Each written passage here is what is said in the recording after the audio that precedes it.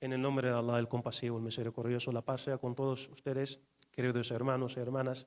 Les saluda su hermano Abdesamad, les estoy hablando desde el Ecuador. Quería compartir con ustedes algunos consejos que siempre he considerado importantes para mis hermanos y hermanas nuevos en el Islam.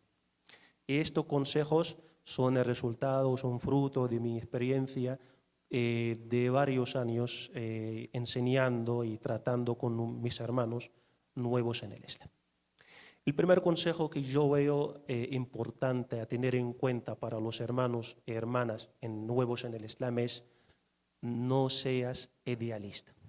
No seas idealista creyendo que todos los musulmanes son personas infalibles, son personas impecables.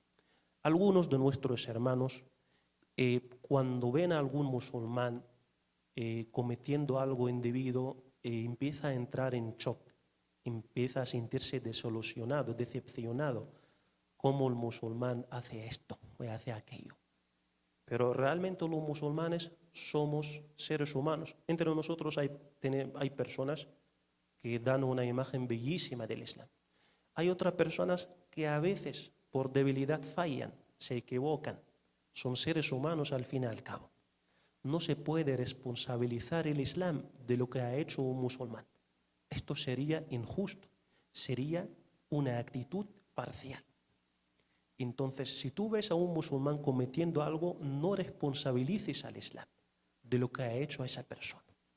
Fíjate, este concepto, este consejo está plasmado, está reflejado en un versículo coránico del capítulo número 81, cuando dice Allah subhanahu wa ta'ala en el Corán es un mensaje para toda la humanidad, para que se encamine quien quiera. Subrayemos esta última palabra, para que se encamine quien quiera. Es decir, quien no se haya encaminado es porque él no lo ha querido, es porque no se ha esforzado. No, el Islam no tiene la culpa de sus fallos, de sus errores, no tiene la culpa de sus malas acciones, no se le puede responsabilizar. Quien quiera encaminarse, entonces lo hace en beneficio propio, y quien se desvía lo hace en detrimento propio. El Islam no es responsable de ello. Y también dijo nuestro amado profeta Muhammad, la paz y las bendiciones de Allah sean con él, dijo: los he dejado en un camino claro. Y luego describe el profeta Muhammad este camino cómo es, cuáles son sus características. Dice: es un camino cuya noche es tan luminosa como el día, es tan luminosa que el día. Y solamente se desvía de este camino quien busca su propia perdición. Solamente se desvía del camino del Islam si una persona, cuando actúa de una forma contraria a las enseñanzas del Islam, realmente lo hace en detrimento propio. El Islam no es responsable de ello. Por eso digo a los hermanos y hermanas, no seamos idealistas, seamos realistas. Y no podemos poner a los musulmanes a todos en el mismo saco. Y no podemos y no debemos responsabilizar al Islam de lo que hace un musulmán, una persona perteneciente al Islam.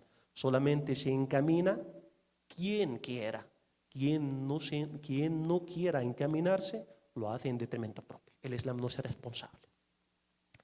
Segundo consejo que quería dar también a mis hermanos nuevos en el Islam: algunos de mis hermanos se sienten solos. Dicen que yo soy el único musulmán de mi familia, yo soy el único musulmán de mi distrito o de mi ciudad. Cerca de mí no hay una comunidad musulmana para reunirme con ella. Esto es cierto, es la realidad de muchos hermanos y hermanas, pero esto no es un motivo para que te desanimes, hermano. No es un motivo para que caigas en la desesperación o para que tires la toalla. No, no es así. Antes que nosotros, el profeta Muhammad, junto con sus compañeros, los primeros musulmanes, pasaron por la misma situación.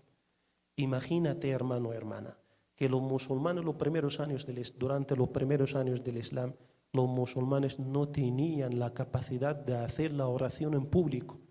Ninguno de ellos podía salir y hacer la oración en público delante de la gente en Meca. Tuvieron que esperar bastante tiempo para poder tener ese lujo de realizar las oraciones delante de todos. Y nuestro amado profeta Muhammad sallallahu alaihi wasallam narró que el día del juicio final se presentarán los profetas acompañados de sus seguidores. Un profeta se presentará acompañado de 9 seguidores, es decir, solamente creyeron en él 9 personas. Y otro profeta se presentará solo, sin nadie, sin ninguna compañía. Eso significa que ese profeta vivió solo, murió solo y ninguno de su pueblo creyó en él. Y tuvo que practicar el Islam solo. Y era un profeta, tenía la responsabilidad de transmitir el mensaje y lo hacía solo. Y tuvo que tener mucha paciencia. Y por eso dice Allah subhanahu wa ta'ala en el Corán, en el capítulo número 39, versículo 10, dice Allah subhanahu wa ta'ala en el Corán, la recompensa para los pacientes no tiene límite. En este versículo se refiere a los pacientes que se aferran a su religión, que se aferran, se mantienen aferrados a su religión, a pesar de estar solos y a pesar de las dificultades y las vicisitudes que encuentran en el camino. Así que mi hermano querido, mi hermana estimada, no se desanimen, no tire la toalla por estar solo, por ser el único musulmán. Aunque seas el único, Allah subhanahu wa ta'ala está contigo. Y todos nosotros vamos a ser enterrados solos y seremos resucitados solos. Y vamos a retornar y comparecer ante Allah solos. Y tendremos que rendir cuenta por nuestras propias cuentas. Responder por nosotros mismos. Nadie va a responder por ti. Nadie te va a defender. Entonces es cuestión de tener paciencia y aguantar hasta el final. Inshallah. Otro consejo también importante es, tú, hermano o hermana, después de que ya, alhamdulillah, te convertiste al Islam, lo primero que tienes que hacer es, primero, centrar tu aprendizaje al inicio en fortalecer tu fe, tu creencia islámica. Tienes que tener el conocimiento necesario, suficiente, acerca de tu creencia, acerca de los atributos de Allah subhanahu wa ta'ala, el concepto de Dios en el Islam, acerca de los profetas y mensajeros y del último de ellos, nuestro amado profeta Muhammad sallallahu alaihi wasallam, tener el conocimiento fundamental al respecto, para que cuentes con argumentos sólidos y con ellos puedes defender tu creencia, puedes defender tu fe. Y por eso tienes que estar parado sobre un terreno firme, con tus pies sobre un terreno firme, basándote en conocimiento suficiente acerca de tu creencia islámica. Por eso, centra tu aprendizaje al principio en tu creencia islámica, en el monoteísmo. Segundo, no demores en aprender, en comenzar a practicar las 5 oraciones. Algún hermano me diría, pero aún no he podido memorizar el Fatiha, no he podido perfeccionar los pasos y las posiciones de la oración.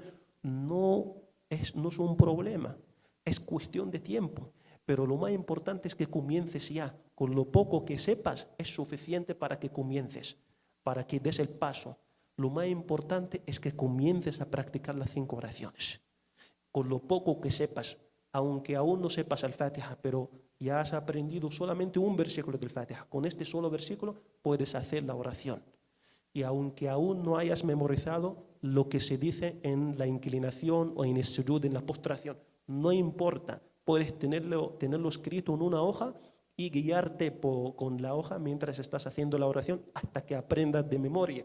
Existen, alhamdulillah, muchas formas y muchas soluciones para que comiences a hacer la oración. No demores en empezar a practicar las 5 oraciones, ya que es cuestión de tiempo tu perfección de las 5 oraciones y lo poco que tú ahora sabes es suficiente para comenzar, inshallah. Estos son unos consejos que quería compartir con ustedes. Espero, inshallah, sean de provecho, de beneficio, de ayuda para todos los hermanos y hermanas.